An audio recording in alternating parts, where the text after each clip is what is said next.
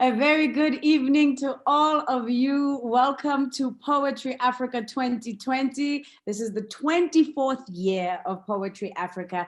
And tonight we are coming to you live from everywhere. We are coming to you from South Africa, from Cape Town, Joburg, Bloemfontein, Yaoundé, Cameroon. We're coming to you from Catalan in Spain and from the United States.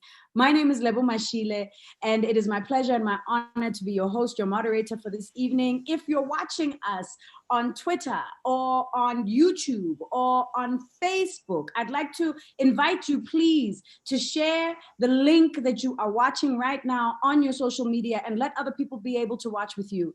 Our theme for this year, for the entire festival, is poetry for social change. And tonight's performance is concentrated on women. All of the poets that you're going to hear tonight care about social justice. All of the poets that you're going to hear tonight are using poetry as a form of activism, as a form of healing, as a way of driving change through their creativity. And we know that, this year is a year where people have turned to the arts as a source of strength, as a source of motivation, as a source of trying to make sense of this cataclysmic year. So it feels like there is a sense of urgency to what we do right now. These words, this life that is dedicated to creativity is the best possible contribution that we could be making to the world and to you. And you who are watching are making the best possible contribution that you can make to the world right now by feeding yourself with the words of these incredible women. I'm so excited to share the platform with all of these artists. They span generations, they span continents, but there's a chord of consciousness that runs through everybody's work who you're going to see tonight. There's a chord of feminism that runs through everybody's work who you're going to see tonight. I'd like to thank the Center for Creative Arts for choosing to go online this year. All of us, I think, have had to make peace with understanding how Zoom, Microsoft, Teams, and all these other platforms work. It is difficult. The challenge of having to coordinate a festival with so many different artists coming from so many different places it's not small at all. So I commend you, Center for Creative Arts, for not abandoning Poetry Africa in a year like this, where we really need this kind of soul food. Thank you so much for choosing to go digital. And we'd like to thank our sponsors, the people who have made this possible and who are going on this experimental digital poetry ride with us. So a huge shout out to the University of KwaZulu-Natal, the home of the Center for Creative Arts. Of course, if we were not coming to you online, we'd be coming to you live from the Elizabeth Snedden Theatre at UKZN, so we say thank you to you. We say thank you to the Embassy of the United States for your support. Thank you to the KwaZulu-Natal Department of Arts and Culture. Thank you to the French Institute of South Africa, Total South Africa, the Windy Brow Arts Center, Hear My Voice, and Institute Ramon Lul. And of course, thank you to you for tuning in. Our first poet for this evening is coming to you from the same city as me, from Johannesburg, South Africa. Sarah Godsell is a poet and an activist. She's grown up in Joburg. She has a deep love for this city. And with all of its contradictions, she's recently, a couple of years ago, just completed her PhD in history at the University of the Wits University, the Witwatersrand University. She's published 2 books of poetry, Seaweed Sky and Liquid Bones. And her work has been anthologized in Odd Magazine and Atlanta Review. She's a mother, she's an educator, historian, poet, and healer. Please join me in welcoming Sarah Godsell. Hello, everyone. Hey. What an honor it is to be here. Thank you to Poetry Africa. Thank you to these wonderful artists that I'm sharing a virtual stage with. It's beyond exciting for me. And I'm going to go straight into the poetry. We are building on spider webs, but it's working. Careful, careful, step only this way. This one falls and that one falls. But we are slowly, slowly rising.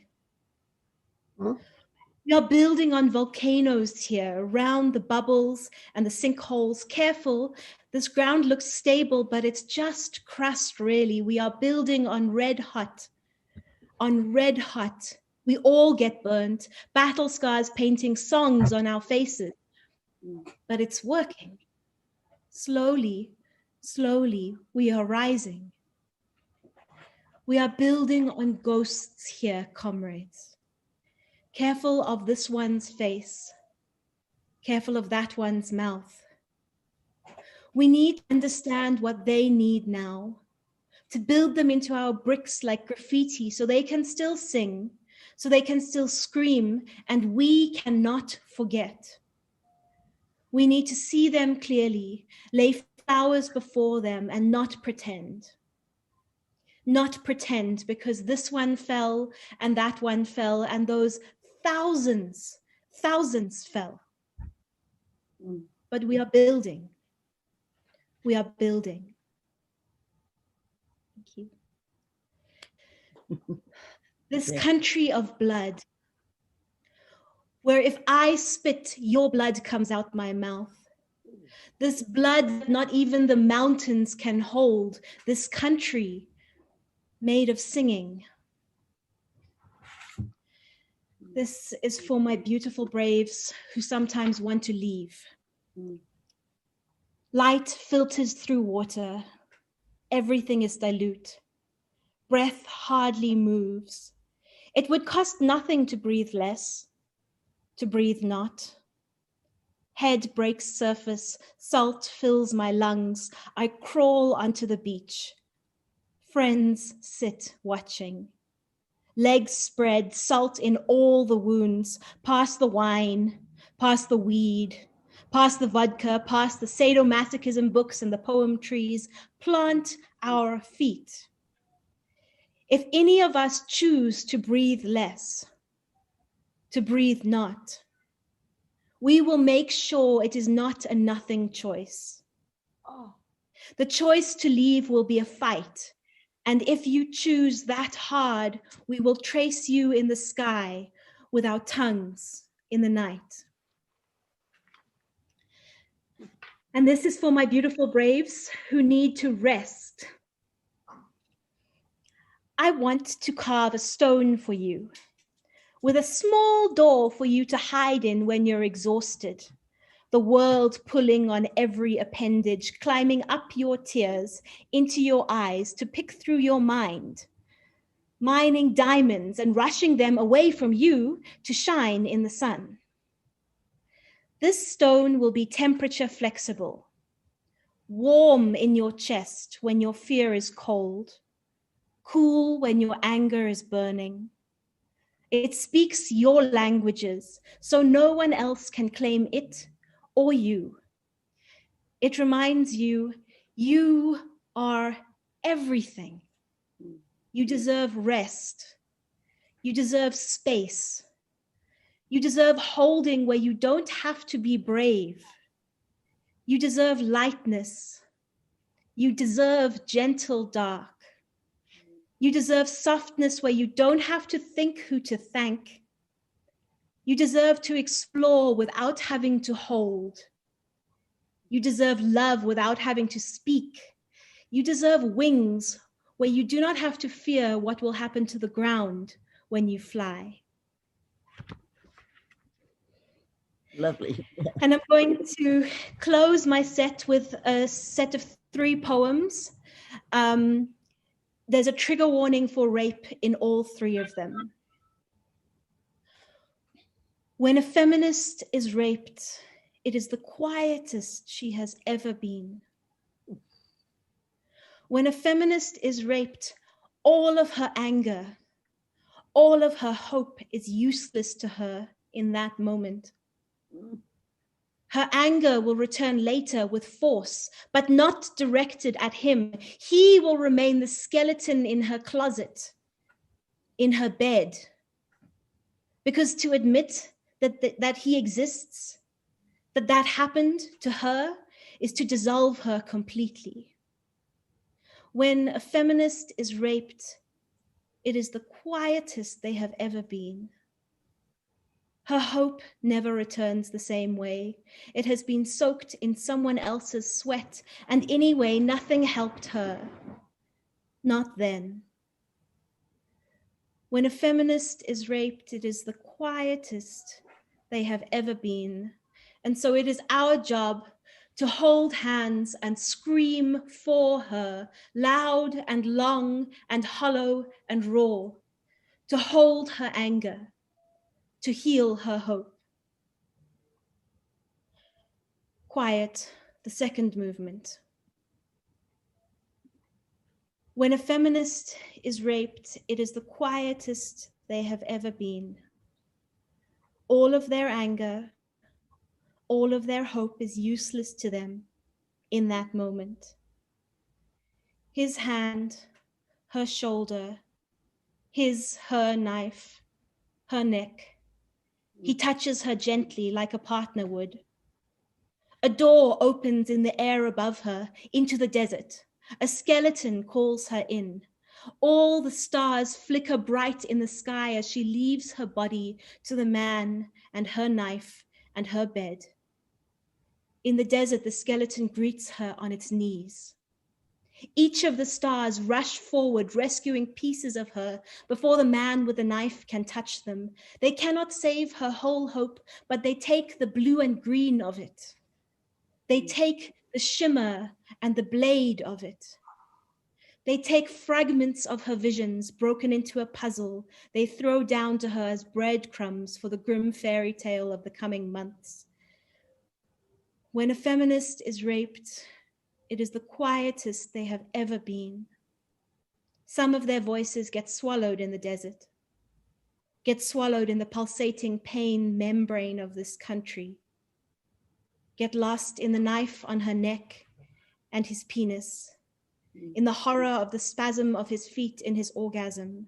She counts the stars in the desert as she waits for him to finish. Wind blowing is warm. She strategizes where to bury her light so he may not have it. He may not have it.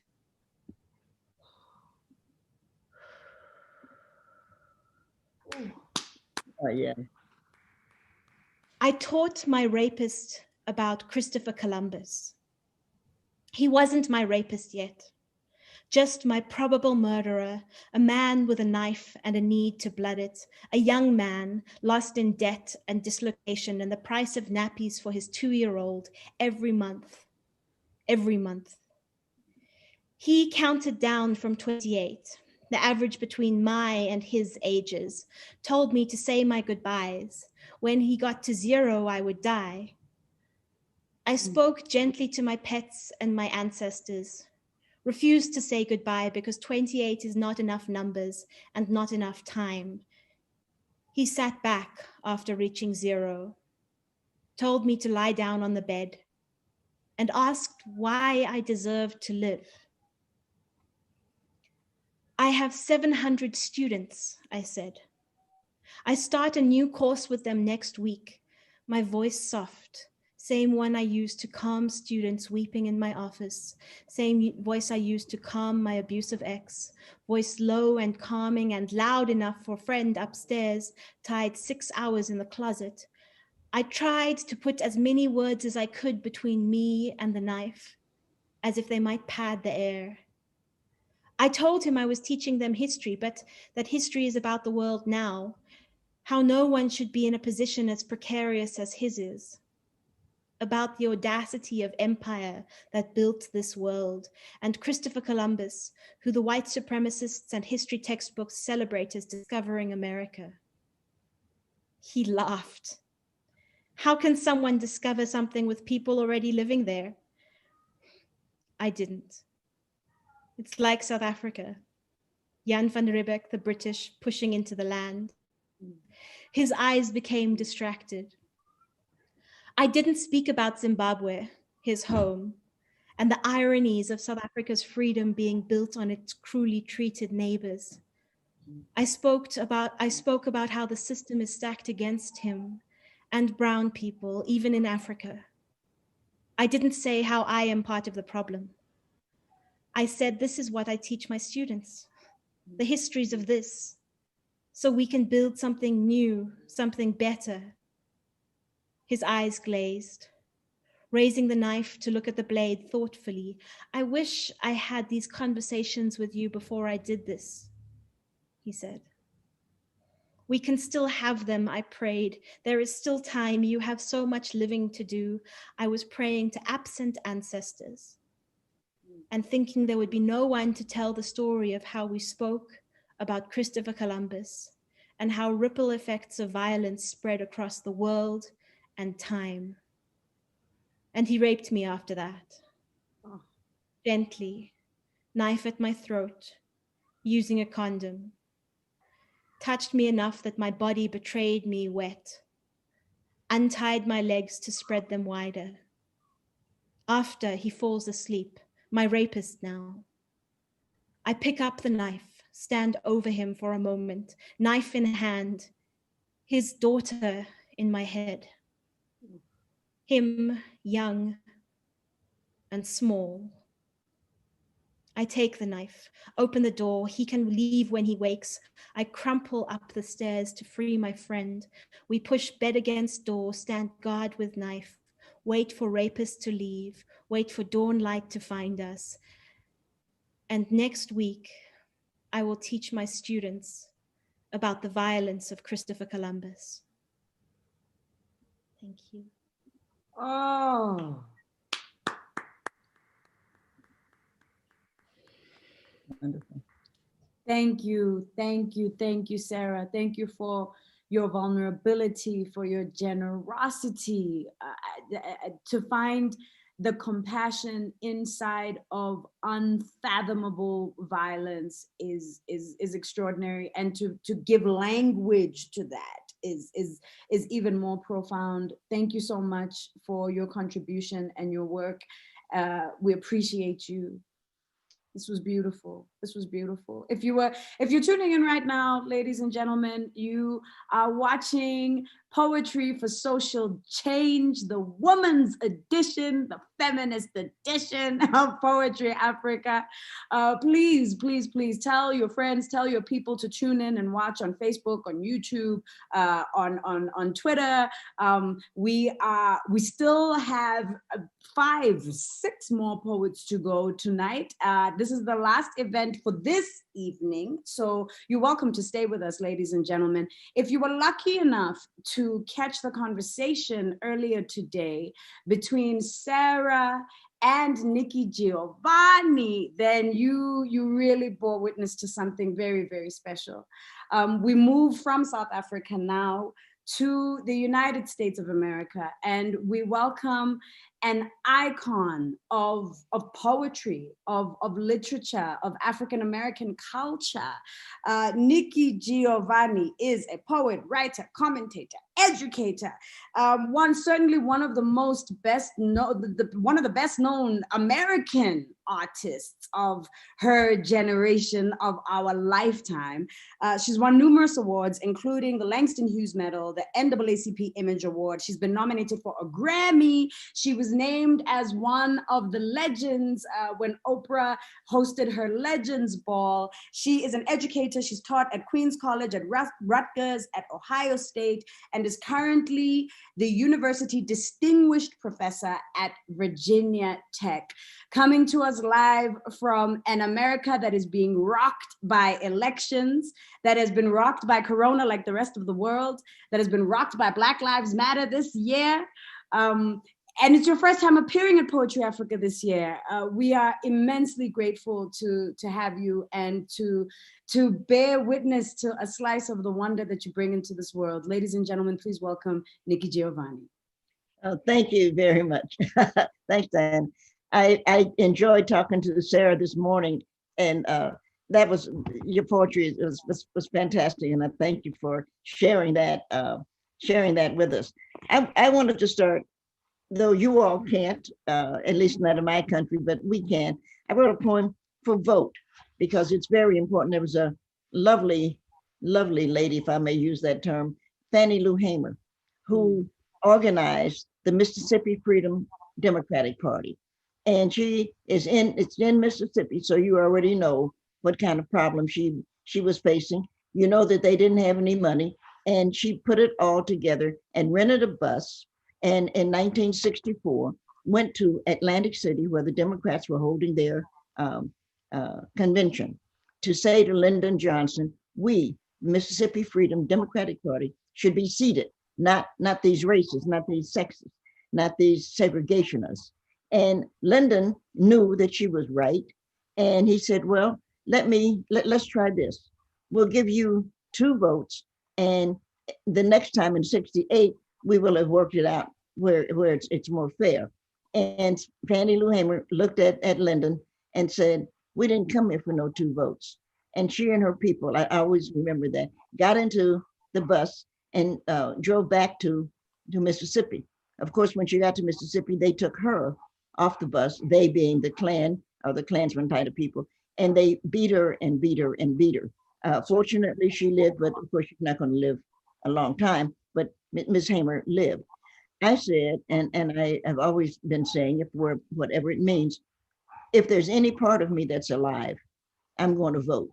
So we have an election that's coming up November the 2nd. We have a president, number 45, who is cheating and lying and doing everything that he can to save it. He's not going to be able to, but nonetheless, I wrote a poem to remind us, because he's trying to convince all of us, young people particularly. I'm an old person, but he's trying to convince the youngsters, oh, it doesn't matter if you vote or not. He's trying to depress them so that they won't, but they must vote. So I wrote a poem, it's called Vote. It's not a hug nor mistletoe at Christmas. It's not a colored egg at Easter, nor a bunny hopping across the meadow. It's a vote saying you are a citizen. Though it sometimes is chocolate or sometimes vanilla, it can be male or female. It is right or left. I can agree or disagree, but, and this is an important but, I am a citizen. I should be able to vote from prison. I should be able to vote from the battlefield. I should be able to vote when I get a driver's license. I should be able to vote when I can purchase a gun. I must be able to vote if I'm in the hospital, if I'm in the old folks' home, if I'm needing a ride to the polling place. I am a citizen. I must be able to vote. Folks were lynched, folks were shot, folks, communities were gerrymandered, folks who believed in the Constitution were lied to, burned out, bought and sold because they agreed all men should be created equal. It's not cookies nor cake, but it is the icing that is so sweet. Good for the folks, good for us. My country, 'tis of thee. And I love that because we got to get people out, and we have to, no matter what, you have to let people know that you have a voice. And of course, right now we have a lying bitch trying to get on the Supreme Court. And there are other words I could call it, but bitch is good right there. And just to hear her sitting there saying, well, I don't know, and all, no, we need some people on the Supreme Court. We need to vote to make sure that we get some real human beings. Ruth Bader Ginsburg was a great woman. And to send this piece of shit there, excuse me, to take her place is utterly ridiculous. And I'm pulling for the people. You might say, and I love what Sarah was saying. We were talking about hope. She's talking about hope. So maybe there is some hope. We always hope that there is some hope, but hope or not, we in Black America know that we have gotten through it. We have gone through it. We have been enslaved. We have been, and we were set free. Civil War, got that through. Then we went through segregation. We went through Jim Crow. We went through lynching. We've been through it, and we're going to go through probably some more things, as the Jewish people went through Hitler and Hyman and all of the other people that they had to go through. So we know what it's like to go through. Some of you are in Johannesburg. You know in South Africa what it's like to go through, but we know that we go through it and we come out on the other end. So I think it's just important to keep our, as they would say, to keep the faith. I wrote a poem, and I don't know if it's in or out of the theme here, but it's a poem called Quilts, because everything really is either a quilt or a stew or some kind of frontier. My mother and I used to make frontier soup, because everything has little pieces of everything in it. I love quilts. A long time ago, and I laughed at myself about it. There's a place, some of you may know, it's called Gee's Bend in Alabama. It's just in the river when you turn the river. And there was the time, the first time I went to Gee's Bend, I could have purchased one of those quilts that those women made. They're so beautiful. I could have purchased one of those quilts for like $100. I could have afforded it, but I didn't. And I'm so sorry now, because now, of course, everybody recognizes these are pieces of art and they're not even for sale. If you could get one, $10,000 or so wouldn't be enough. But I wrote quilts because we're always looking for something to comfort us. And I think that we all have a right to be comforted. Like a fading piece of cloth, I am a failure. No longer do I cover tables filled with food and laughter. My seams are frayed, my hems falling, my strength no longer able to hold the hot and the cold. I wish for those first days when just woven, I could keep water from seeping through, repelled stains from the tightness of my weave, dazzled the sunlight with my reflection. I grow old, though pleased with my memories. The task I can no longer complete are balanced by the love of tasks gone. I offer no plea, I offer no apology, only this plea. When I am frayed and strained and drizzled at the end, please someone, cut a square and put me in a quilt that I might keep some child warm, and some old person with no one else to talk to will hear my whispers and cuddle near. And I love that. When I was diagnosed with lung cancer, a good friend of mine, her mother quilted a blanket for me, as she said, to just keep her warm. And I thought it was the sweetest thing that's ever been done. Not ever, but it was very sweet. I still have it, of course, and I have it right there in my couch, and I look at it all the time. I wrote a poem that the kids like, and I'm going to find it here in a minute. And it's an old poem. I don't really, Sarah, we were talking about it today, and I said I don't read my poems that often, but I thought sharing this reading with us, with these women, I thought that let me go back a little bit, because women share things with each other that we probably don't do frequently. I wrote a poem called Ego Tripping. And I love the poem, and I love the idea, because it's, if we were creating Earth, if we were creating life, the one thing we would need is, of course, you'd need a woman. And if you were going to have a woman, you would need water. So I wrote a poem, Ego Tripping. There may be a reason why. I was born in the Congo. I walked to the Fertile Crescent and built the Sphinx. I designed a pyramid so tough that a star that only glows every 100 years falls into the center, giving divine, perfect light. I am bad. I sat on the throne drinking nectar with Allah. I got hot and sent an ice age to Europe to cool my thirst. My oldest daughter is Nefertiti. The tears from my birth pains created the Nile. I am a beautiful woman. I gazed on the forest and burned out the Sahara Desert. With a packet of goat's meat and a change of clothes, I crossed it in 2 hours. I am a gazelle, so swift, you can't catch me. For a birthday present when he was 3, I gave my son Hannibal an elephant. He gave me Rome for Mother's Day. My strength flows ever on. My son Noah built Newark, and I stood proudly at the helm as we sailed on a soft summer day. I turned myself into myself and was Jesus. Men intoned my loving name. All praises, I am the one who would save. I sowed diamonds in my backyard. My bowels deliver uranium. The filings from my fingernails are semi-precious jewels. On a trip north, I caught a cold and blew my nose, giving oil to the Arab world. I am so hip, even my errors are correct. I sailed west to reach east and had to round off the earth as I went. The hair from my head thinned and gold was laid across 3 continents. I am so perfect, so divine, so ethereal, so surreal, I cannot be comprehended except by my permission. I mean, I can fly like a bird in the sky. I love that. It's such a fun poem. I've always enjoyed it because it only made sense if you were going to create, if God was sitting in, Langston Hughes not Langston, excuse me, James Weldon Johnson wrote that beautiful poem, The Creation. And God sat down on space and looked around and said, I'm lonely. I'll make me a world. And that's how he's going to do it. But if God is going to do that, the first thing he's going to do is he knows he's going to need a Black woman, because why would you make a world without her? It's the truth. And you're going to make the Nile is very important. And of course, the pyramids. And of course, Africa is very important to that. I'm not sure of the time, so somebody have to tell me when to stop. But you can go. We just want to hear you. You can go. Thank you. My parents had what I would call a difficult marriage, and that would be the nicest word that I could use for it. And I wrote a poem, and we ended up putting it on the back of the book, When I Could No Longer, because it gets to the point, if any of us are looking, your parents are having a crazy marriage, you have to know it has nothing to do with you. And once you can get that in your mind, everything else is going to work out.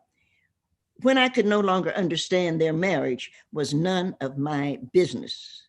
My godmother died and left me $50, train fare, and a pound of salted cashews to my grandmother's home.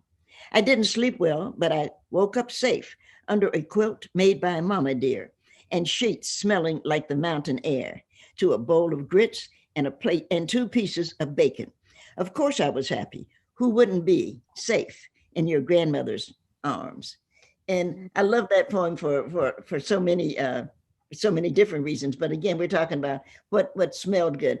And once I got to grandmother, my godmother's name was we call her Baby West. And Baby West died, and $50 was a lot of money. A lot of money. If you go 60 years from now, I'm 77. When I was about 13, 14, $50 was a lot of money. And I purchased a ticket and went to Knoxville. I didn't tell anybody. I just, when Mommy and my father and Gus went to work, and my sister was going to high school, and she went to high school, I hitched a ride with a wonderful man. I'll always remember him, Mr. Gray, and he was a chauffeur. And he asked the person he chauffeured, could he take his, he said, my niece. And he took me to the train station, dropped me off. He said, no, be careful and good luck. We were talking earlier about folk tales. And I think that we need to quit letting Disney determine what our folk tales are, because we've let Disney, that's the truth. We've let Disney make the folk tales, like, oh, this is so much fun. And isn't that wonderful? But Little Red Riding Hood, which has always excited me, we were dealing with smallpox. And one of the things you did during that smallpox era was you put a red cross on your door so that no one would go in. Now we have, and just think about it, we have Little Red Riding Hood who is going to be sent to her grandmother's. Well, my thought always, if you can go to your grandmother, you're going to be safe. But then you say, well, why would her mother put a red riding hood on her? And it had to be to keep the wolves away. And somebody said, oh, the wolves are in the forest. And they're thinking it's a wolf that goes growl, growl. But we are here in the United States right now fighting with the white supremacists. And they are calling themselves Wolverines. In Michigan, they are the Wolverine Michigans. So her mother was trying to get her away, not from some bigger dog, as it were, but from a Wolverine, a Nazi. He wanted to get her into the forest away from the Nazis. And she got her to her grandmother's house. She sent the food. Her mother sent the food that she had, the bread that she could bake, the few pieces of meat she might have had, a few pieces of fruit, and said to Little Red, now go to your grandmother's house. She did see those flowers and she stopped and she went to pick them up for her grandmother, and she went on because the wolves saw her. I'm sure they did, but they also saw that she had red on. So if they put their hands on her, they knew that they would catch smallpox. The same way that we know now, and anybody that's crazy enough to be bothered with it, they deserve the death they're going to get. If you put your hands on Trump, he has COVID, and you know that he's lethal. He's going to kill you. But Trump is lethal any damn way. So you know that whatever else you do with Donald Trump, you don't want to put your hands on it, because he's everything he's touched has turned to poison. Everything that he's touched. And I think it's so fascinating when we look at the fairy tales and we look at the spirituals, I'm an American, I'm a Black American, and so we sang spirituals. That we taught our children the lessons that they needed to know. We taught that through the songs. And Black American children, we all know the songs. I wrote a book, which I love so much. It's called, I don't know if you can see this, Standing in the Need of Prayer. And it's really this, on the cover, it's Trayvon Martin, actually, being shot by a policeman. He's being shot in the back. And Standing in the Need of Prayer is an old spiritual. It's me, oh Lord, standing in the need of prayer.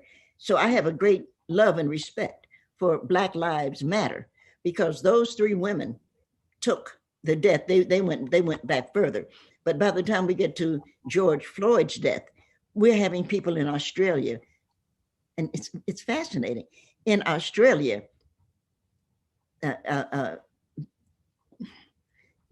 marching with us, saying that they are our sisters and brothers. And I think it's incredibly wonderful that Black lives are going to unite. If planet Earth will be united, it's going to be Black lives. And that's not excluding other people, but it's going to be Black lives who do it, because we are the ones who find a way to love something. And we're going to have to do that. You talk about rape, and I wrote a poem because what they did to what Kavanaugh did, and they thought, what was it? Was that supposed to be funny? And I didn't think it was funny. They were laughing. Oh, she doesn't know anything. But Mr. Kavanaugh raped that woman, and everybody knows it. And he's sitting on the Supreme Court. I spoke at Yale last year, and I won't be invited back, by the way.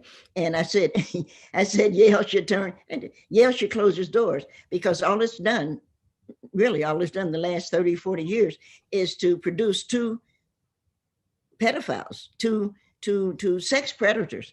What's that boy? Clarence Thomas, who's stupid and a predator, and Kavanaugh, who's evil and a predator. Yale needs to close its doors and to talk to its people. They need to invite its people. They need to invite you all. They need to invite people like me. And I know, as I said, I know I'm not going to be invited back to Yale, because Yale is disgraceful that somebody who could rape somebody is sitting on the Supreme Court making decisions about all of us. It's terrible. But I'd like to close on a poem that I like a lot, because I have my fish. I have a fish pond, and it's getting to be winter, and my fish are getting fat. I don't know if any of you are into goldfish, but my fish are getting fat because they're getting ready to go down. And this summer, and I don't know how she did it, because as you know, father fish, and it's not personal, but father fish will eat the baby fish when he gets hungry. And somehow or another, mother fish had I could count 4 babies, 4 little goldfish. And she found a way to to hide them, to put them away all summer until they got big enough to take care of themselves, which is also, being goldfish, what reminded me of Little Red Riding Hood. We're all of us who are mothers, all of us in this room who are mothers. I have a son. We're all looking for a way to save our children, to make them safe until we are ready, until they are capable. And it's really, I just love what Black Lives Matter has done, because they've taken such important steps. But this is just winter home. My goldfish are finding winter homes under slabs in the pond. Mother goldfish birthed and hid 4 babies this summer. They were not eaten by birds or their fathers. The heater is on. It's my contribution to Mother Nature. I have aired my quilts and washed my blankets. I will cuddle with my dog, a good book, and with any luck, a cup of frontier soup, finding my winter home. Excuse me. I'm talking too loud. I need some water. But that if you get a good book and you have a good dog, you can make it through the winter. That's a fact. Thank you. Thank you so much. So much of what you said resonates with us. I mean, everyone who is sharing poetry tonight is sharing poetry from a country that is in turmoil. There's so many different parts of the world, of the continent, that are in turmoil right now, and America mirrors that in just ways that are uh, tangible, visceral. I mean, what you said, Black Lives Matter, the fact that those protests spread all over the world in solidarity. And there's a link. I mean, even from the genesis of Black Lives Matter, you know, a few years ago, the death of Trayvon Martin, the riots in St. Louis, the conversation that was kickstarted by that fed us in South Africa, fed Fees Must Fall as well, you know, so fed our conversations now around decolonization, our conversations that are happening now around how do we build an identity that is beyond white supremacy? How do we deconstruct what has happened to us? So everything that you have said is so resonant, and we appreciate you, and we send our love and solidarity to Black people in America right now, because you are in the belly of the beast. Yo, it's heavy, it's a lot, and we are watching. We care, we genuinely care, and we appreciate you, and we appreciate your contribution to the arts. Thank you so much. Thank you. I'm looking forward to hearing the rest of you. Thank you very much. Fantastic, fantastic. We travel now to Catalonia. Catalonia is a province, it's a part of Spain, but actually it's much older than Spain. We would know Catalonia because of places like Mallorca, certainly Barcelona. These are all parts of Catalonia. The culture there is old and is rich. Catalan is a language on its own. It's a Latin language, but it's not Spanish. The language that is spoken there is not Spanish. And these are also people who are fighting to assert their own identity. Visiting there and experiencing that was quite profound for me, because those politics of language and colonization, and which language do you use, which tongue do you use, having a tongue imposed on you violently and choosing to assert yourself in another tongue, those are very African politics. That's what we are dealing with in this you know, so-called post-colonial landscape. So to see that in Spain as well, to me, was very profound. They had riots recently in Barcelona as well, because this province wants to assert itself, assert its own sovereignty. And it is a culturally rich, it's one of the culturally, it's one of the most culturally rich parts of Spain. And we have a partnership as Poetry Africa with Catalonia. Every year for the past couple of years, they send a poet from Catalonia to South Africa to participate in Poetry Africa. And it's, you know, it's quite a thing for European poets when they come to South Africa and experience poetry the way that we do it on the continent. You know, for them, they're so moved to see how we respond, how we interact. I mean, for Africans, if you are on stage, like, everybody's on stage, you know, you are doing your thing, but we're also there. We respond, we react, we're in it. And that's always such a treat for Europeans. So if we did not have COVID, our next poet would have been with us physically. All of us would have been together, but she would have had the opportunity to experience what it's like to be held by an African audience in South Africa. And now we get to send our love to her in the ether. Maria Sevilla is the author of 3 volumes of poetry. She's an award-winning poet. She writes in Catalan, but her poetry has been translated into Spanish, into English, Turkish, and Croatian. And we are lucky to have a pre-recording of her poetry that she has submitted to Poetry Africa to share with all of us tonight. So please join me in welcoming Maria Sevilla.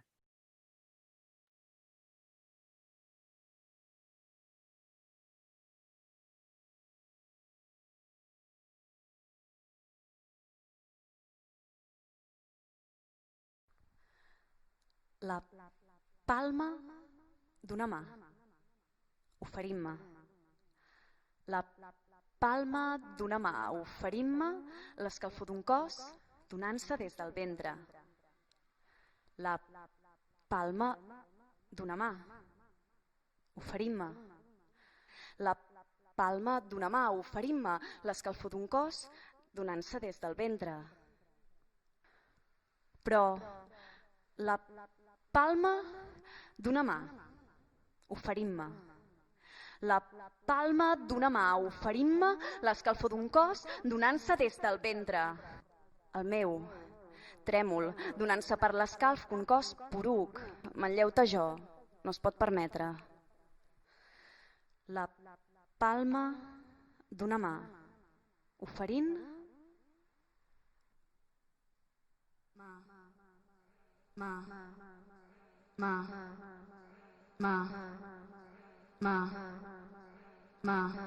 esbadallar-se amb la matriu com avortant escabridada, la còncava promesa vertebrant-se.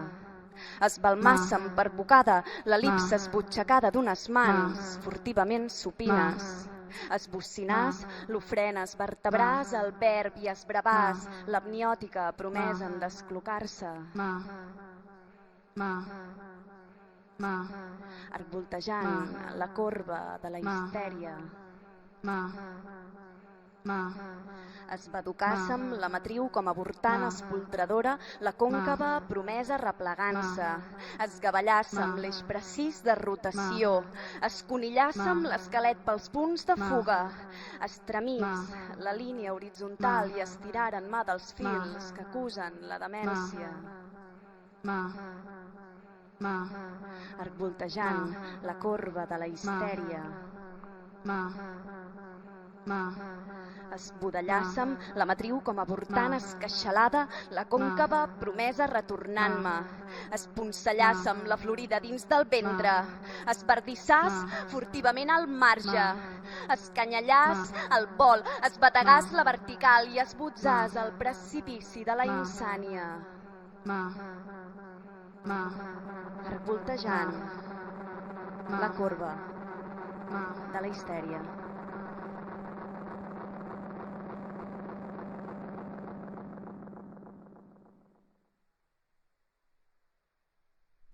Crua. Estic viva, però crua. La meva carn elàstica me la imagino blana i llanegosa entre les dents, poc digestiva i mentidera. La sang me la figuro fent-se rosa barrejant-se amb guarniments de base làctica, lliscosa, lletosa entre les dents i mentidera. La pleura, no sé on és. El pàncreas, no sé on és. La melsa, no sé on és. Potser fa sucs i és mentidera, com la dona del mercat prometent-me el tall més tendre i jo tan crua. Estic viva, però crua. La meva pell elàstica, la meva fractura vertebral, els meus esfínters, la meva obertura em paralitzen. Me'ls imagino blancs i llanegant entre les dents, poc digestius i mentiders. 50 quilograms de carn, sisplau, i me la posa ben fineta, me la talla ben arran del precipici, ben al límit del vertigen vascular. El meu ventre és un avenc. Potser fa sucs i és mentider, com Déu cuinant a la carn crua. Estàs viva, repugnant i crua.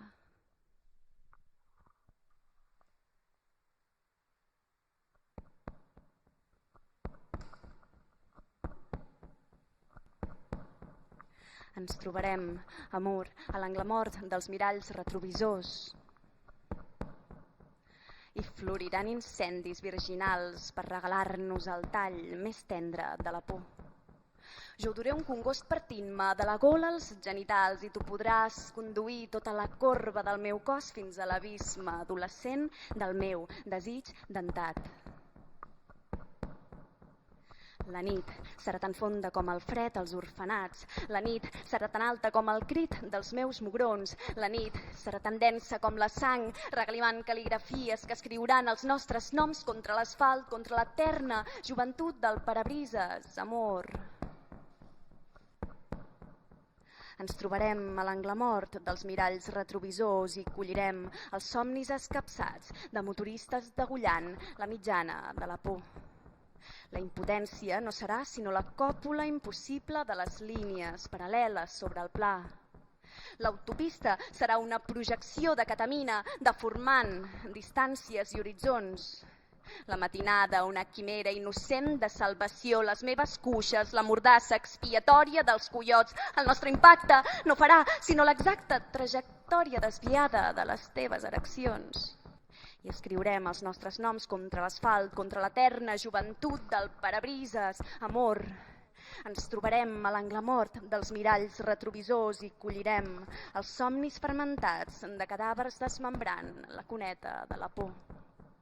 Jo seré el cancer nocturn, jo seré el siamès malvat, seré Texas oxidada mutilant la humanitat, seré la sida, seré el darrer desastre nuclear i seré els ulls mirant Sodoma, seré els ulls sense parpelles profanant la teva boca, seré el suc de l'indicible ejaculant el caos a sobre i seré la mirada reculant, la traça dels teus òrgans escrivint els nostres noms contra l'asfalt, contra l'eterna joventut del parabrises, amor.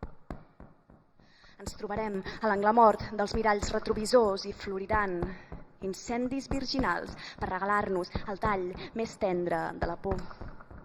Ens trobarem a l'angle mort dels miralls retrovisors i floriran incendis virginals per regalar-nos el tall més tendre de la por.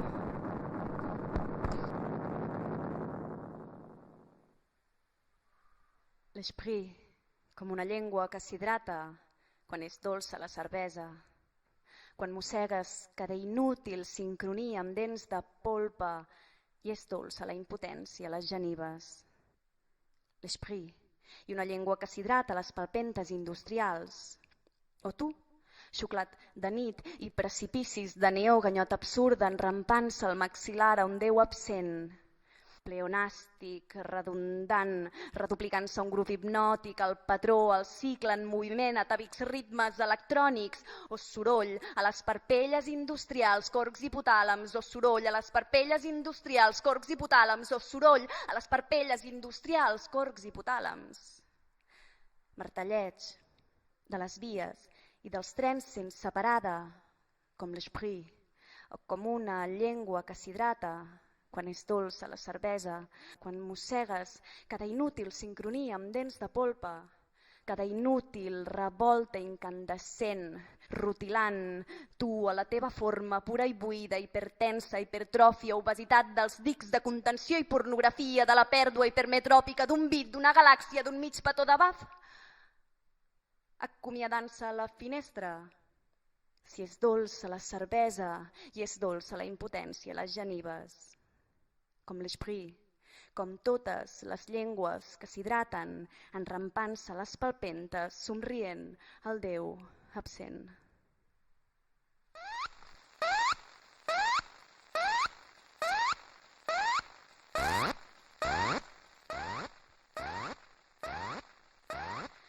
Vina i metamia fos pierany dolça metzina, prem-me de la mà ignot secret pols diamantina, vina i anem plegats pel corriol dret que s'enfila fins al caire viu del pic més alt de l'endorfina.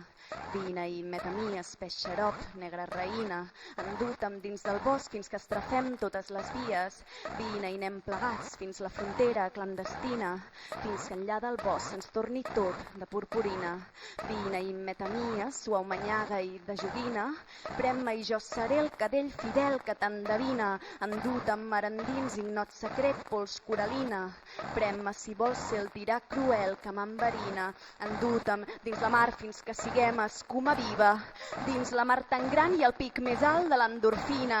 Vina i anem plegats a metamia, amb ballarina, vina, serpentina, alquímia lluenta i cristal·lina.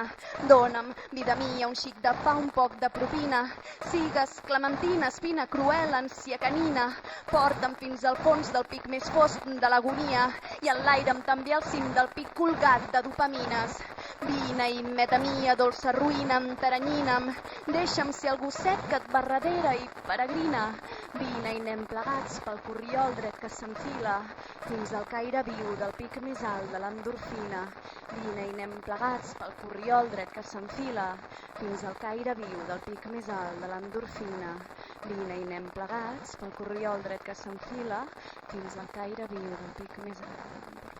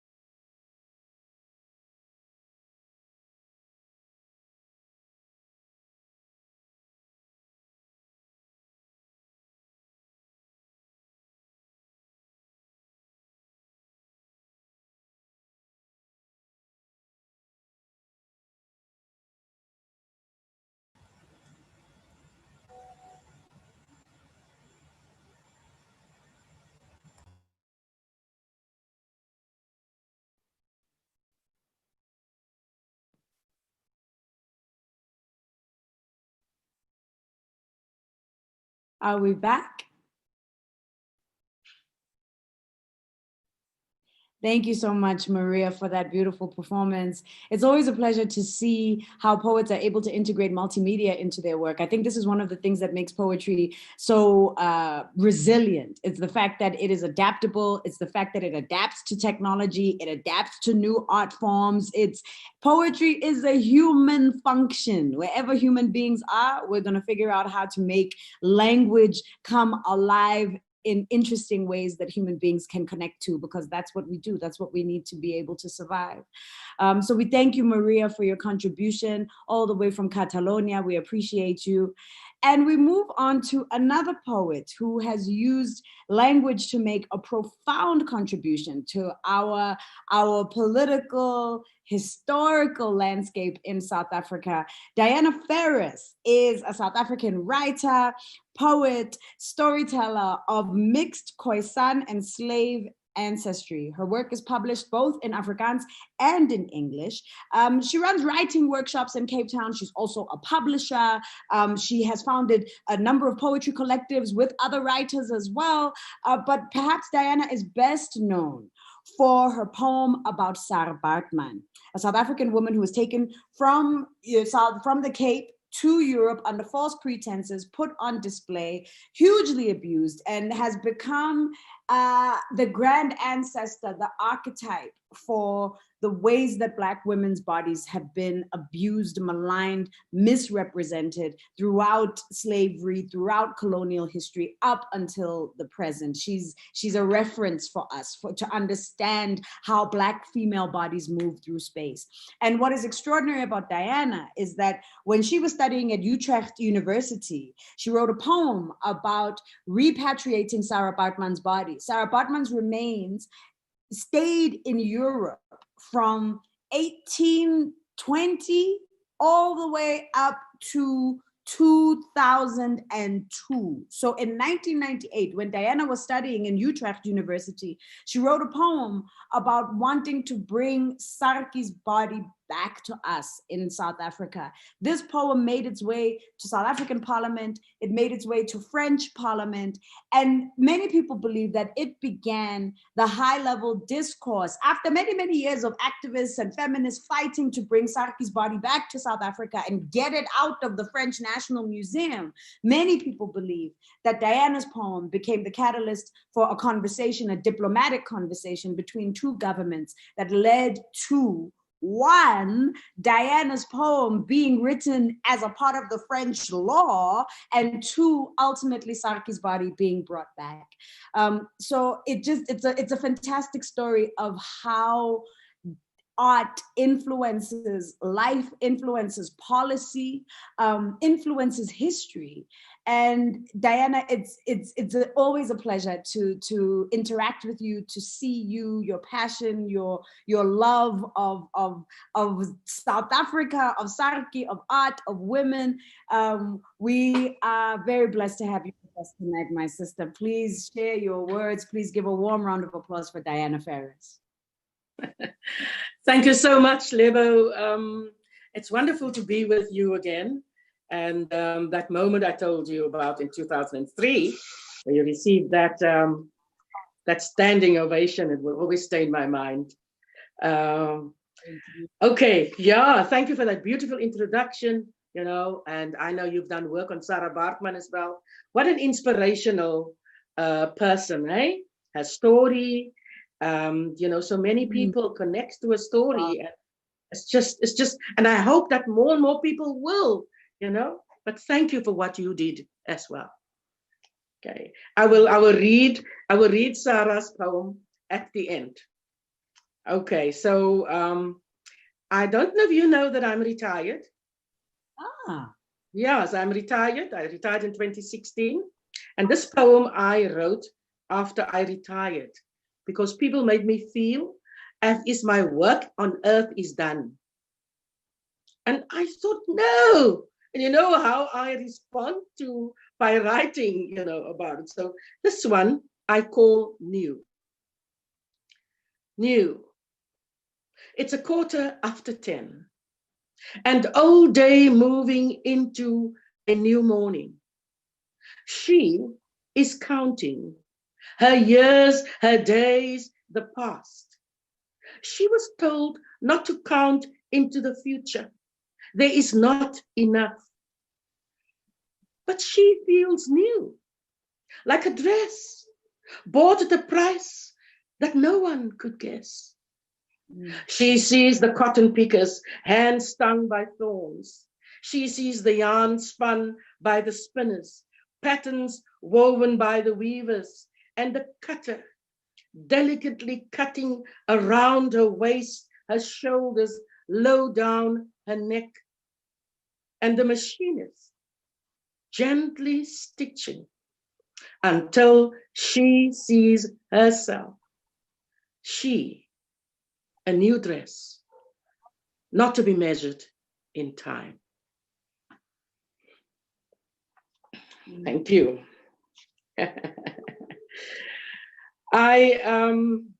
The next one I'm going to do is, it's in the book, Wild Imperfections. It's actually called A Song for Peace, but it's got another title in the book. In 2006, I was invited to the International Poetry for Peace Festival in South Korea. Now, this poem I wrote just a little while before that, because I wrote it for the children that got killed in the crossfire of the gangs, you know, shooting at one another on the Cape Flats. And then I had to adjust this poem for that International Peace Poetry Festival, a Poetry Peace Festival, I don't know. And it's called A Song for Peace. And when I die, I want to die peacefully. Although by bullets, bombs, or shrapnel, I want to die with my eyes locked in yours. And may you see in it the love I carry for you. I want to die in peace, for peace, giving peace, loving peace. I want to die peacefully, placing my blasted out heart in your palm, while your gun is loaded with fire powder, chemicals, finely mixed solutions created in corners, not spoken of. And as we meet in that final moment, I will think of the ones whom we scorched in Hiroshima. Those without limbs in Sierra Leone, the orphans in Rwanda, the bones we dug up in Bosnia. I will bring before myself the world, and I will not shout out, "Oh my God, have mercy." But I will give to you my last breath, that it may fill you, that you may wake from your slumber and soon be stripped of pretense that you never felt the devastation of 2 world wars, one we call first and the second, which we cannot go last. We're not aware of the trials at Nuremberg and The Hague and the faces exclaiming, "We did not know."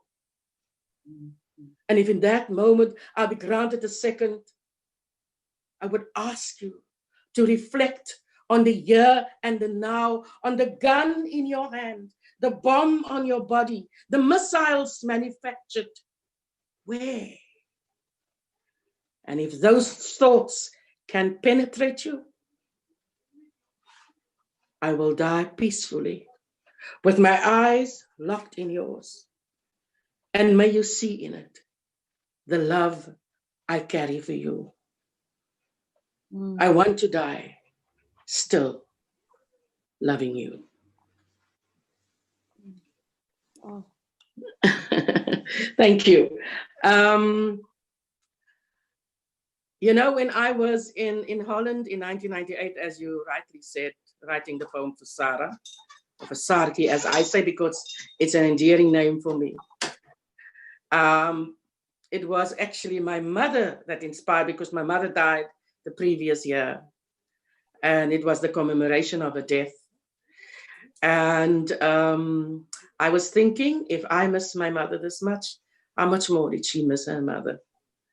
And that's where I started the poem, but I've written quite a bit on my mother too. This one, I also wrote for her. I never sang you a love song. I never sang you a love song. I always thought it were in my steps As it came running to you, I thought your widened eyes and sideways smile were good enough music between us. I brought gifts you displayed. There was a rhythm in your voice, a pitch I recognized, a sweet note I savored. But today, I wonder if you could tell that I was an alto, that I could float between soprano and bass, and that deep in my heart, I carried scales, choruses, and solos, songs I never sang for you. My two last poems is dedication to Sarah Bartman.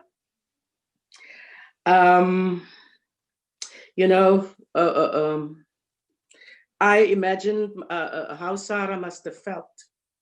And what did she say to her ancestors in her mind?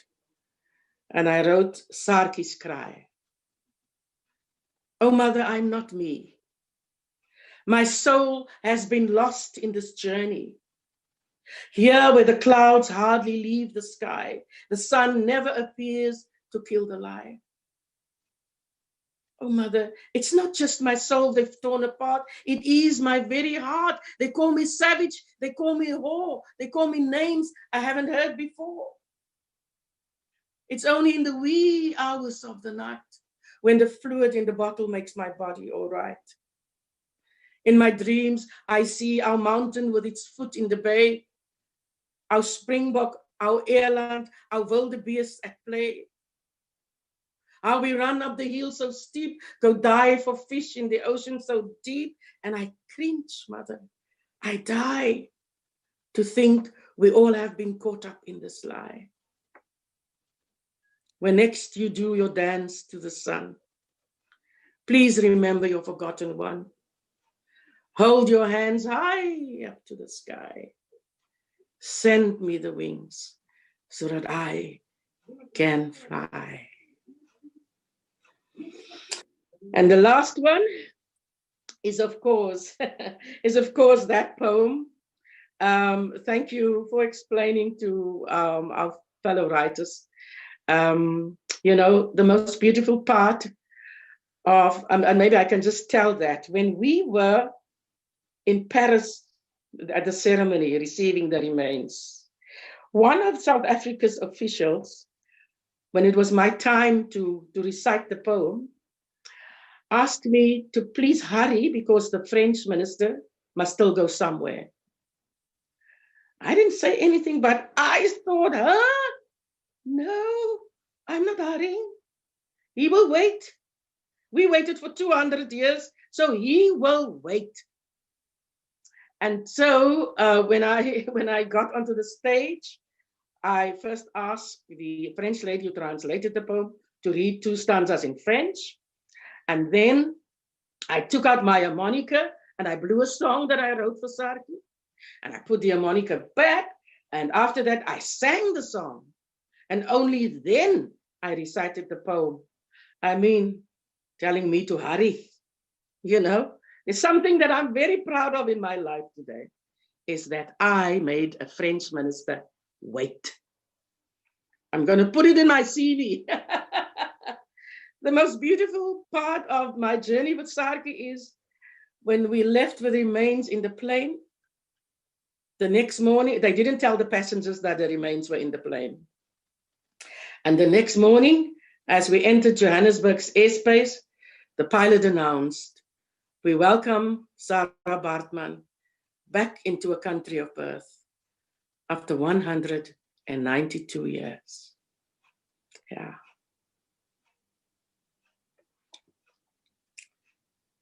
I've come to take you home. A tribute to Sarah Bartman. Left South Africa in 1810, returned in 2002. I've come to take you home. Home. Do you remember the veld? The lush green grass beneath the big oak trees. The air is cool there. and the sun does not burn. I have made your bed at the foot of the hill. Your blankets are covered in buchu and mint. The proteas stand in yellow and white.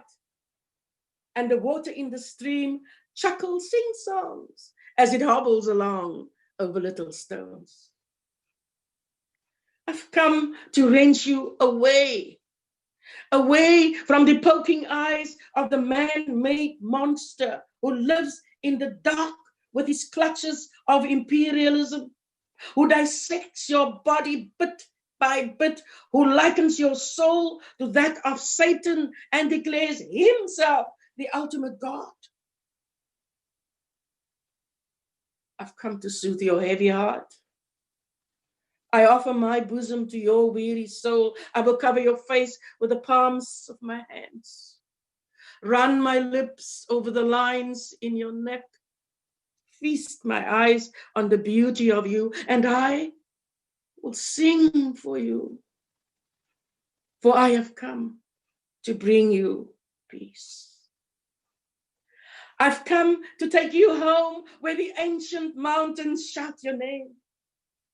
I have made your bed at the foot of the hill. Your blankets are covered in buchu and mint. The proteas stand in yellow and white. I've come to take you home where I will sing for you.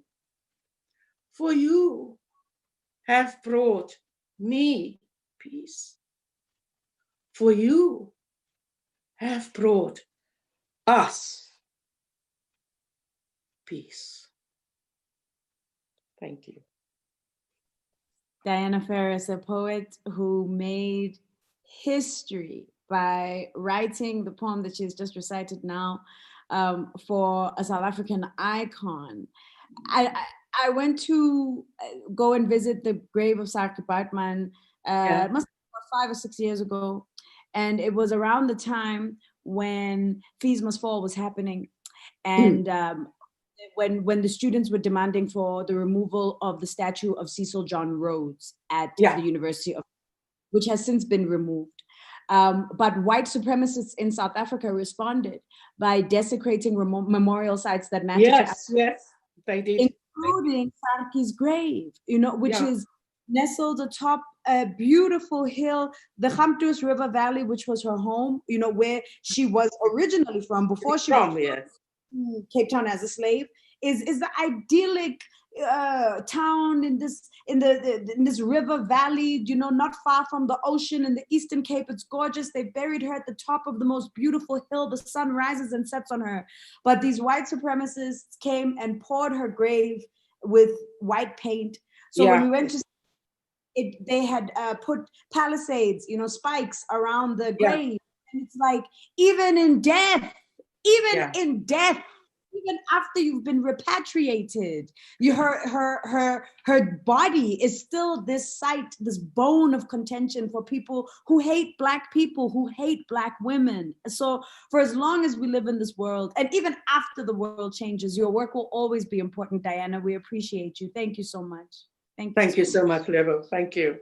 Thank you. And now we move to the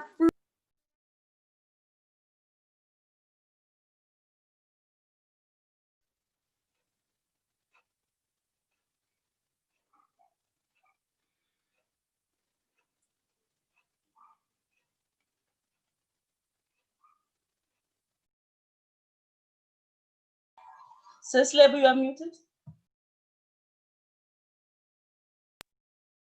Have I been muted the whole time? I'm so sorry.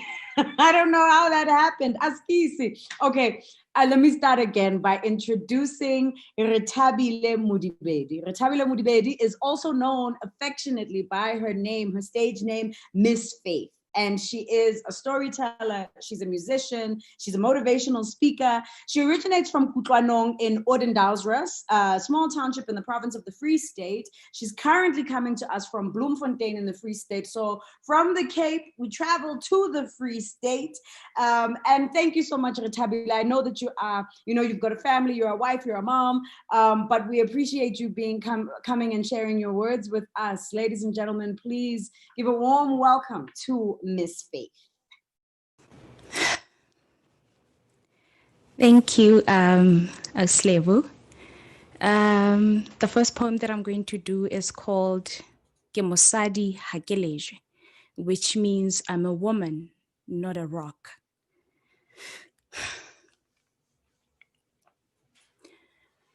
Barry, what hint of a fuss, what hint in pokoto, what hint of a fuss, what hint in pokoto. What hint of a fuzzy, what hint in pokoto, what hint of a fuzzy, what hint in pokoto. Empa nakere, ke mosadi ha ke lejwe. Taba ena e kare ha e tsejwe, tsatsing lena ha e tsejwe. Ke mosadi ha ke lejwe.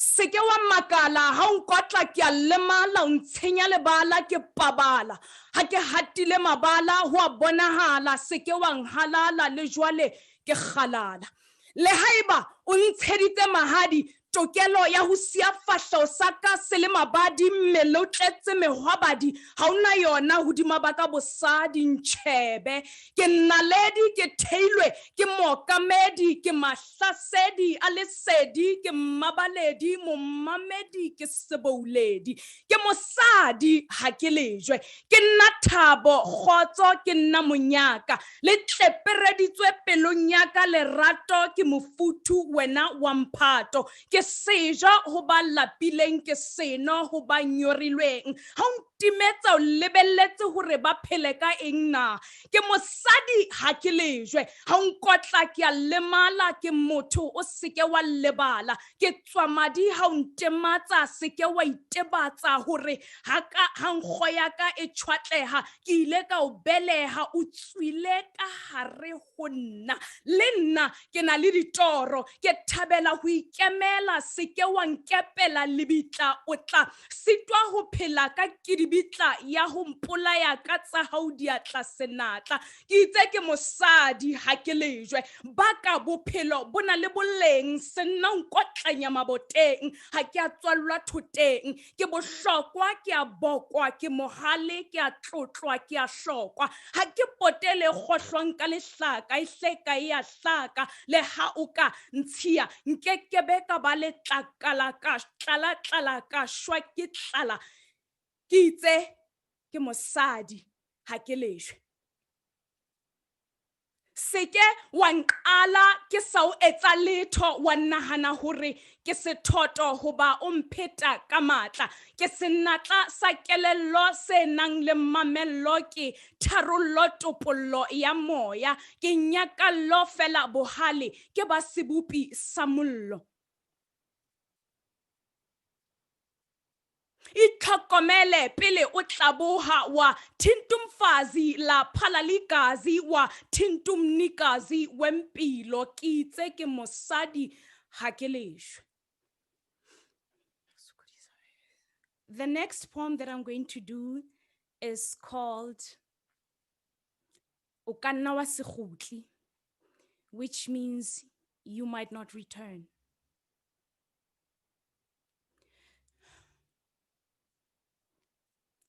Naha e jele boya, mohlomong o ka pholoha ha o ka loya, le ha ba ka o hloya o tla be o bolokehile. Mathata hlwele manolo hodimo re wetswe ke sewa nthwena ke koduwa, fela mamele hoba ke o tshwaretse tharollo le ha ile bohloko.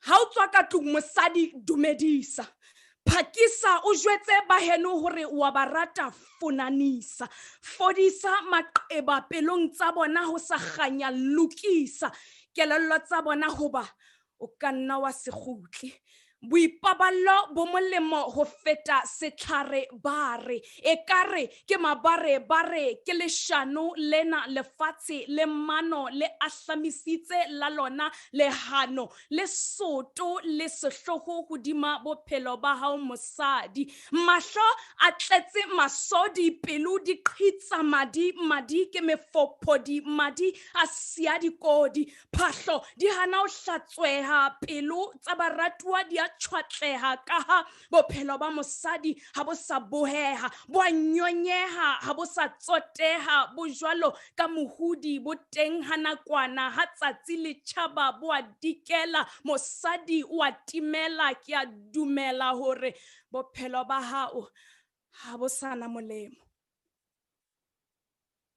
Basadi mameleng ha o kena tseleng o ya lebenkeleng mmarakeng kerekeng sia ngotse lefa o aroletse bana ba hao mafa ba tsebe ho tshidiseha sia o lokisitse tsa lepato la hao batle ba se sokole ba salang morao tsamaya o hlophisitse wa leeto mose o tla kena ka ona mose ho lebitla hobane le ikemiseditse ho metsa lefatshe lejwe la kgupiso ke ba hao bo ka tlase tsamaya o itheketse le ka se sia o lokisitse tsa lepato la hao mosadi hobane o ka nna wa se kgutli mmangwana o tshwara thipa ka bohaleng e le ha a ithiba hoba e mo tobile molaleng ho mo kgabela jwalo ka nku ya sehlabelo ke monna eo e leng sa hae setshabelo muwe hang bo fele bophelo ebe ke qetelo ya la mosadi lebelo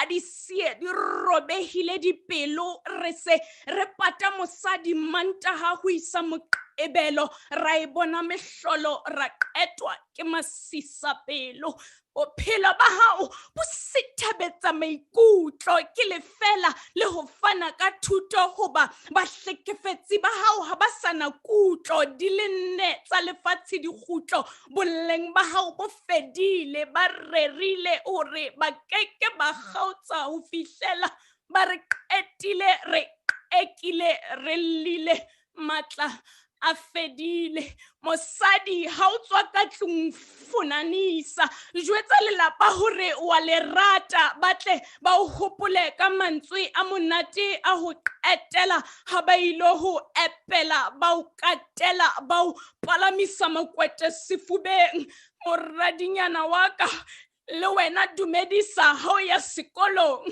mamarela motswadi wa hao o mo ake o mo tshware jwalo ka ha eka ha o sa hlola o mmona o mo jwetse hore wa mo rata ha o tswa o ile ho bapala funanisa ngwanaka motisa motswadi ka tsa hao diatla o mo mete jwalo ka ha eka o mmona la o qetela mo shebe jwalo ka ha eka bophelo ba hao boa fela seke wa mo kwatela e ka nna ya ba lapa leno le ya o qetela amohela hore ha ona ya tla o hauhela ya tla o namolela ya tla o hlolela ya tla o ahlolela ngwanaka mamela o mosadi bophelo ba hao ke lefela mme bonnete le bohloko ba taba ke hore o ka nna wa se kgutli.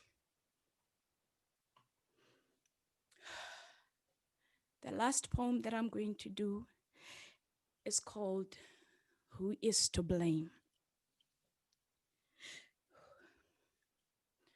One love,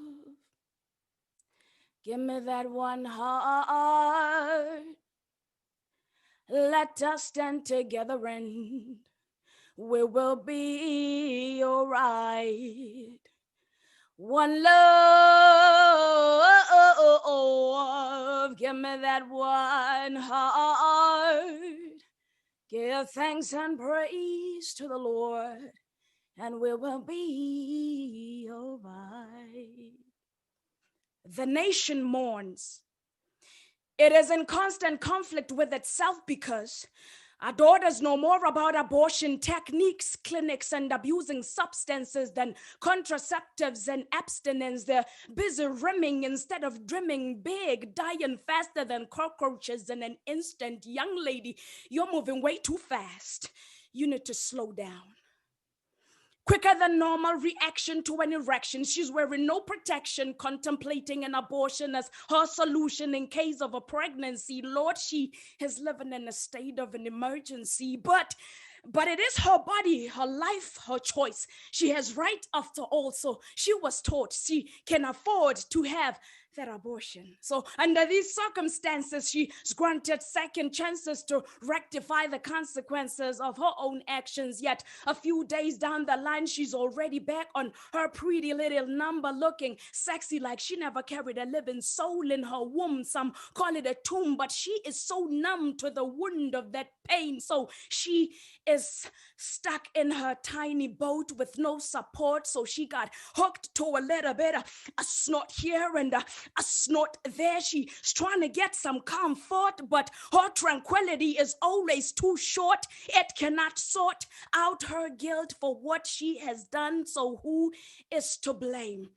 She just wanted to have a good time and party, but her mama said, let my baby go, when daddy said she should stay home and study. But who is to blame when she comes home with another big belly, terrible bruises on her pretty skin, and the possibility of an HIV virus? Will we be able to put this behind us? I just want to know, who do we put the blame on?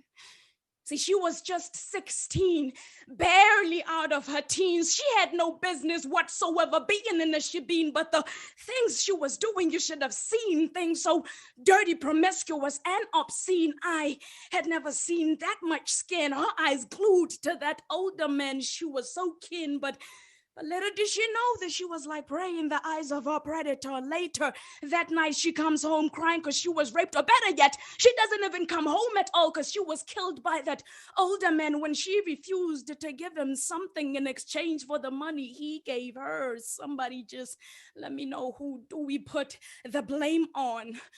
They say it takes a village to raise a child, but when your daughter, your sister, your neighbor falls victim to this cruel system, who is to blame? Could it be the media, encyclopedia, or the government? How about the parent? Better yet, the church? No, how about you? How about me? Who is to blame when our daughters are falling down like filthy flies? Lies constantly televised as though making our daughters wise, but perverting them otherwise. Spies masquerading as guardians, families tormented by endless cries and whys when they realize that precious lives are becoming less significant by the minute. I just want to know, who do we put the blame on? You see, God, the Creator, says, if my people who are called by my name would turn from their wicked ways and call unto me, I will hear them from heaven and heal their land, our land, healed in one love. Thank you.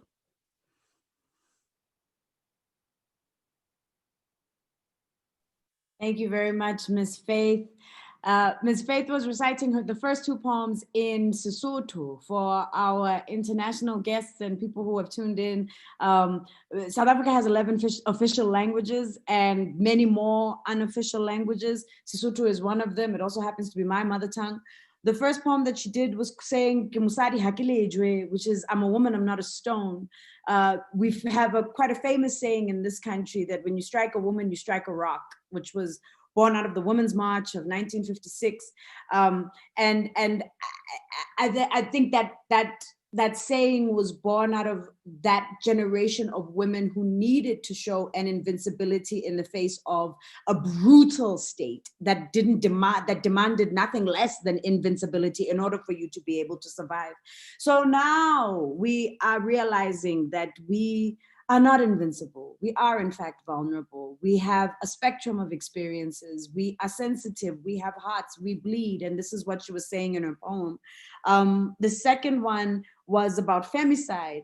Hore o kana wa sa khutle, means you won't come back. And a poem about a heart-wrenching poem, actually, about the prospect that South African women face every day when we leave our houses as one of the femicide capitals of the world, that we are not safe at home, we are not safe in the streets, we pray for our safety daily, we pray for our safety before we sleep. And we wake up every day and face the prospect that we might not survive. You articulated that so eloquently, Kasasutu. We appreciate you. Thank you very much for your performance. And now for our last, but definitely not our least poet. We are traveling to Cameroon, courtesy of the French Institute, who's made it possible for Nnane Ntube to be with us. Nnane is a celebrated Cameroonian poet. Her poetry has been performed widely across Cameroon. She's coming to us from Yaoundé. She's an award-winning poet, a performer, an activist, a youth leader, a mentor. She believes in the power of poetry to change mindsets and to allow for quality education to be transmitted through the power of creativity. Her dream is to have the parents in her community believe in the creativity of their children and the power of literature. She mentors young girls, she's a volunteer. She's also the coordinator of Cercle Littéraire des Jeunes du Cameroun, which is the literary circle of young people of Cameroon, and the literary coordinator of Writer Space, Africa, Cameroon chapter. We're very lucky to have her with us this evening. She presents her work as well as performance. And when she performs her work, she often works with other collaborators. And tonight we are going to be seeing her with Oben K, who is an actor and a performer as well. Nnane, Yaoundé, Cameroon, the floor is yours. We thank you for being with us tonight. Please give her a warm round of applause.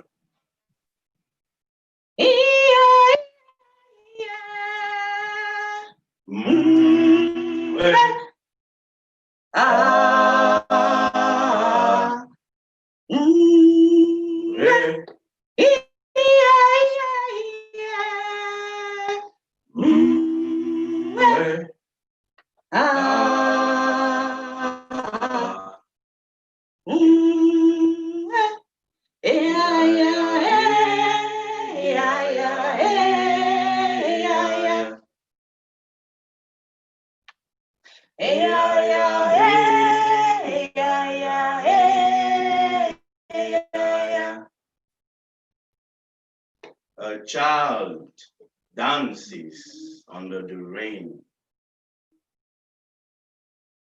welcomed with claps upon claps of whips. She dances up and down. But if you see another child strong and healthy, you'll forget that raindrops molded his bone. God is greater than the wind. In this kitchen, this same kitchen, many years ago, smoke consuming her looks. I was there, eyes beaming, wondering what magic her golden hands would perform with the pepper stone. God is greater than the wind. Oh, Mother, teach me secrets of a pepper stone. The look in her eyes, like dancing flame. My daughter, if only I could hold the wind for just a second, shielding you from overlapping legs of danger. Drops of tears hit a pepper stone.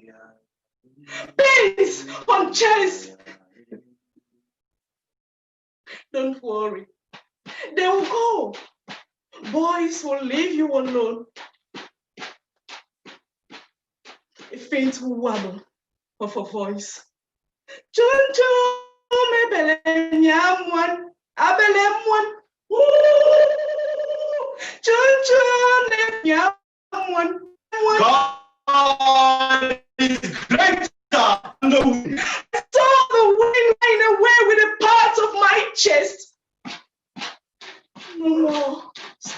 musings. No more lads on my study way. More sacred took away obstacles of my way to growth and empowerment. And I walked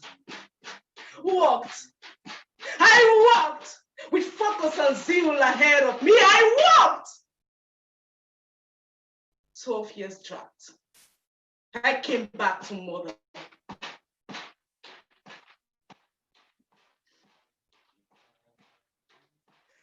Worries loitering in the silence of my face. The kitchen swaddled in old draperies of pots, spoons, plates. The silence that followed, the gods have communicated with mother. She stood, a bundle of leaves in hands. I walked to her, digesting thoughts.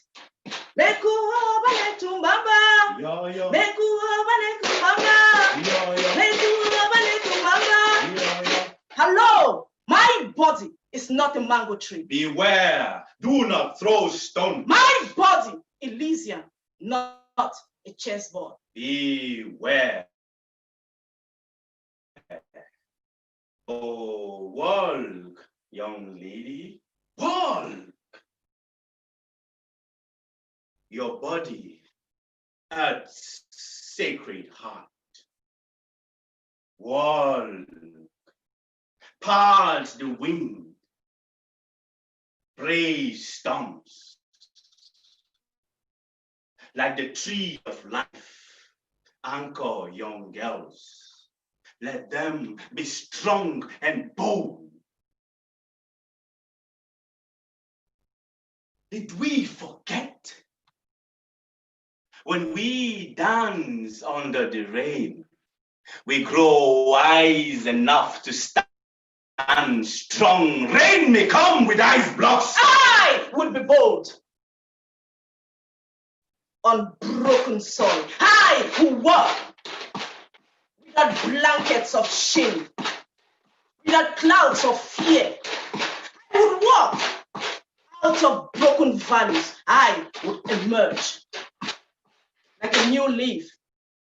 I would stand bold to face storms. God is greater than the wind. God is greater than the wind.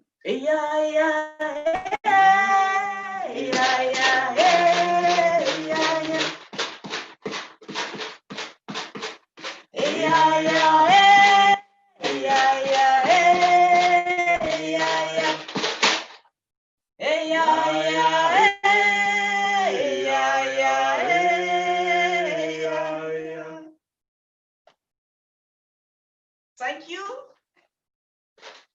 If you permit, I'm going to take the next poem titled Her Place. Please, the floor is yours. Thank you.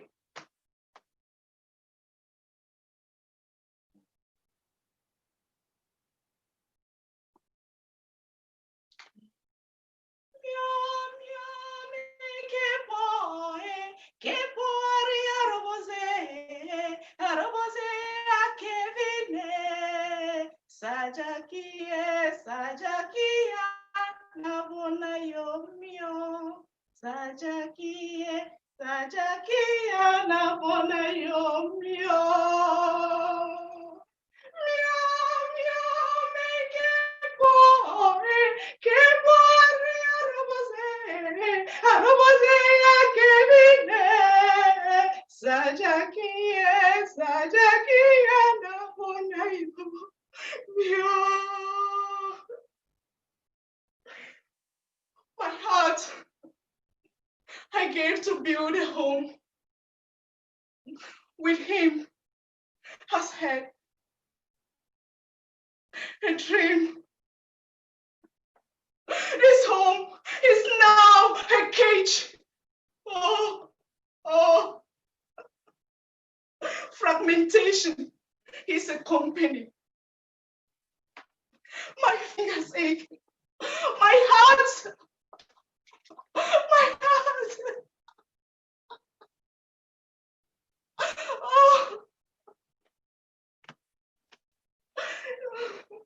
The sun has never kissed the moon. Even the earth is shy to wink at the sky. A lizard was made a lizard. He never begged to be one. I am a man. I am a man. My word is divine. I am a man with a heart of steel. The heart of a real man. Cage or home. My word. My honor. Place and woman have one owner. A man. A man possesses both.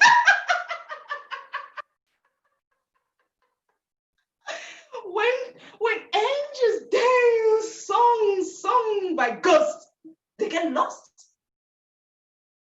and feed on their own confusion. An ocean is not ocean without fish within. If I be a fish in your ocean, hope will be a lamplight at the doorstep of your heart. I may be a woman free and uneducated, but your help can put me on a global stage. For I am a candle whose light never goes off.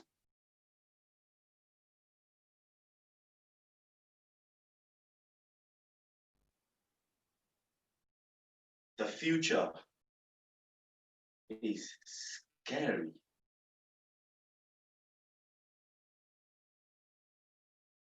If I let my manhood lure my thoughts to sleep, I may fall off stage. No.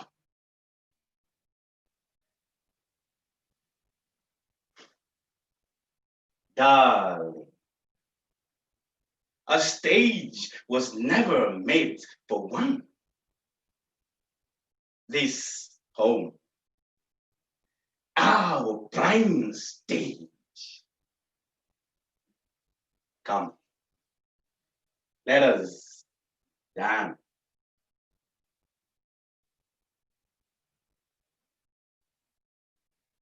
I have been a wanderer in an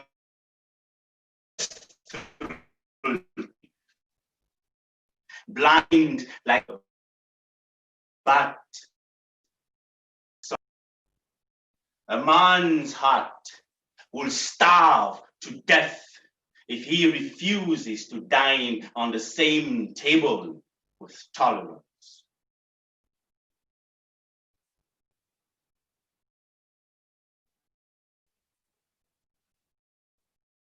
If you fall, I'll help you stand.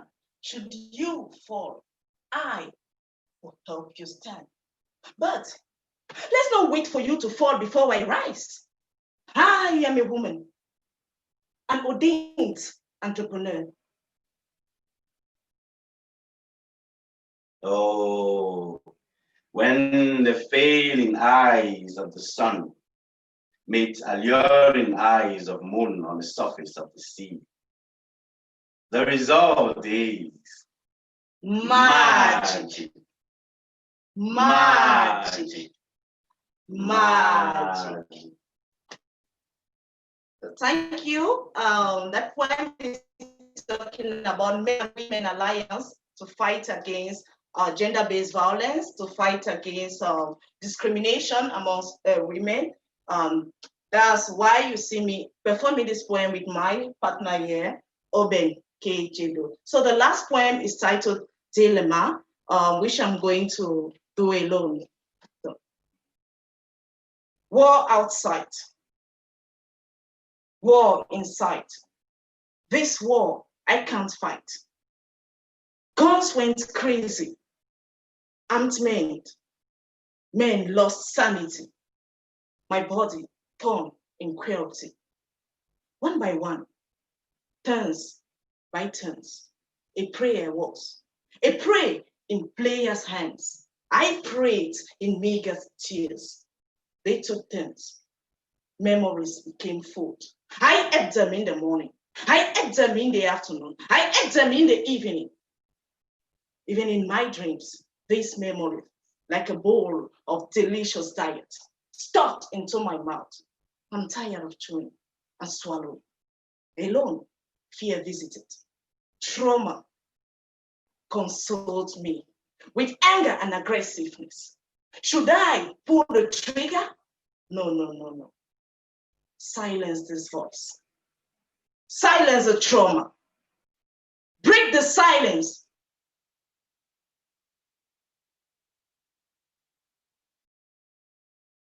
This they do not hear. Even if they grow weed on legs, I shall tell this story. Yes, I shall tell this story and set myself free. But hold on. Tell me, how do men see women? Thank you. So that's the last point for today. And indeed, our very last poem for this evening. Thank you so much, Nnane. You showed us something that we have not seen before. I mean, to see each poem presented as like a production is very new for me. And I think a lot of the feedback that I'm seeing online as well is people expressing that this is quite unique. We appreciate it. Thank you so much. Thank you for your patience as well. It's been a long night. And thank you to everybody who has tuned in, who has shared this stream. Thank you to Hear My Voice for your technical support throughout this entire festival. We appreciate you. Without you, people wouldn't be able to see us on their screens and laptops and on their phones. Thank you to every single poet that has been on this stage tonight. Sarah Godsell, Nikki Giovanni, Maria Sevilla, Diana Ferrus, Retabile Miss Faith Mudibedi, and of course, Nnane Ntube. And thank you for tuning in. The Poetry Africa program continues. It's on the entire week until the 17th of October, ladies and gentlemen. There are programs happening during the day and in the evening. Check out the schedule at the Poetry Africa website. You can also check it out on Facebook as well. There's a detailed schedule on Facebook, as well as a streaming platform on Facebook as well. Click the notifications so that you can be told every time something is happening on Poetry Africa this week. It is an extraordinarily rich program. Because we've gone digital this year, we're able to collapse borders, and that makes it possible for us to be all over the world at the same time. We're so grateful for this platform. I'm grateful to have been in the company of these extraordinary women poets. Thank you for your voices and for your contribution to the world of words. And I will see you tomorrow as a spectator. Before I am a poet who appears on this platform, I'm a fan of Poetry Africa. I'm a friend of Poetry Africa. I love to watch and participate in the events, and I hope that you will too. So please share this program with your friends. Let people know that it is happening. We're competing with a lot that's going on in the digital space, but poetry deserves its place, and it's particularly Poetry Africa. Thank you so much, ladies, for all that you do. Thank you for this beautiful poetry tonight. This has felt like church. Go well. God bless. Keep on writing. Keep on sharing your words. Thank you so much.